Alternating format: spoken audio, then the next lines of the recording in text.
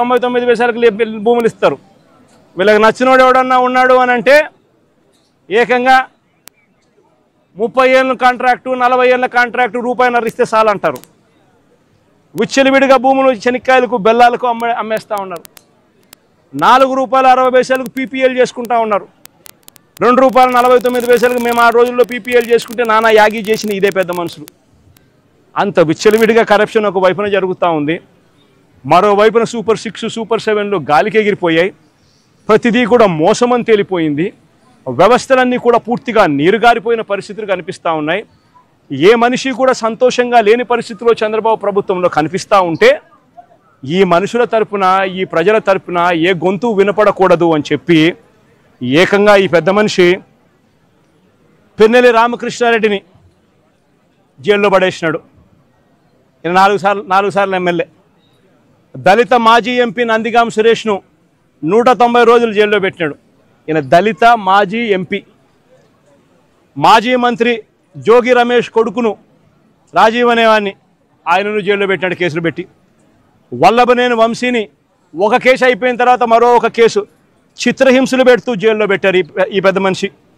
MP Mithun రెడ్డిని కేవలం పెద్దిరెడ్డి రామచంద్రారెడ్డి చంద్రబాబు నాయుడును ఆయన కాలేజ్ టైంలో ఈయన ఇద్దరు కాలేజీలలో స్టూడెంట్గా ఉన్నప్పుడు ఇద్దరు కలిసి చదువుకున్నారని, ఆ కలిసి చదువుకున్నప్పుడు పెద్దిరెడ్డి రామచంద్రారెడ్డి చంద్రబాబు నాయుడు చెప్పుతో కొట్టాడు అని చెప్పి. అంతే.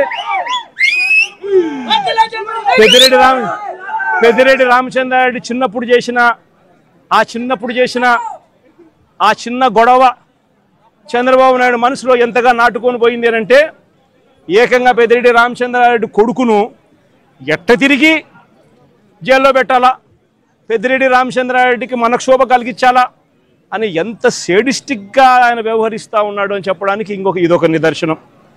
కాలేజీ టైంలలో గొడవలు జరుగుతూ ఉంటాయి, కొట్టుకుంటూ ఉంటారు. పిల్లోళ్ళన్నా కొట్టుకోకుండా ఉంటారా? పిల్లోళ్ళు అన్నప్పుడు చంద్రబాబు నాయుడు ఉడుకు రక్తంలో ఉంటాడు, మా పెద్దిరెడ్డి రామచంద్రారెడ్డి అన్న ఉడుకు రక్తంలోనే ఉండింటాడు. తపానాలు పీకింటాడు. ఏం తప్పేముంది? ఆ టైంలో జరిగింటాయి.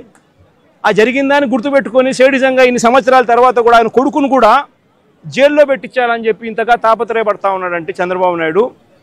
ఈయన మనిషిలోని విషం, ఈ మనిషిలోని రాక్షసత్వం ఎంతగా ఉంది అని చెప్పడానికి ఇదొక నిదర్శనం. మరొకరు చెవిరెడ్డి భాస్కర్ రెడ్డి. పాపం చెవిరెడ్డి భాస్కర్ రెడ్డి ఏం తప్పు చేసినాడో నాకైతే తెలియదు. కేవలం ఆయన చంద్రగిరి కాన్స్టిట్యున్సీకి ఎమ్మెల్యే కావడం. ఇదే చంద్రగిరి కాన్స్టిట్యున్సీ చంద్రబాబు నాయుడు సొంత కాన్స్టిట్యున్సీ. ఇదే చంద్రబాబు నాయుడు సొంత కాన్స్టిట్యున్సీ చంద్రగిరిలో 1983లో 1978లో ఆయన కాంగ్రెస్ పార్టీలో మంత్రిగా ఉండి పోటీ చేసి 17,000తో ఓడిపోయినాడు చంద్రగిరి కాన్స్టిట్యున్సీలో 1983లో.